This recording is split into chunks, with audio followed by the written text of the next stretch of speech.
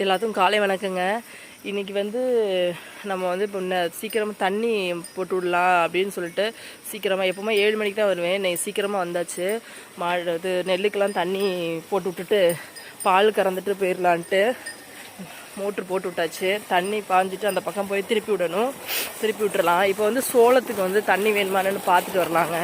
சோளத்துக்கு இல்லைங்க, மழை பெஞ்சிருக்கிறதுனால நல்லா கொஞ்சம் ஈரமாக இருக்குது. அதனால் இப்போ தண்ணி பாய்ச்ச வேண்டாம் போதுங்க. பிள்ளைங்களுக்கு தாங்க சாப்பாடுக்கு ரொம்ப சிரமமாக இருக்குது. ஏன்னா அவங்களுக்கு எப்போவுமே எதுவுமே நடாமல் ஃபுல்லாகவே சோளம் போட்டுருவோம், மக்காச்சோளமும் புல் உதையும் போட்டுருவோம். ஆனால் இந்த வாட்டி சரி நடலாமேன்ட்டு நட்டோங்க. ஏன்னா அது ரொம்ப வருஷம் ஆச்சு நட்டு.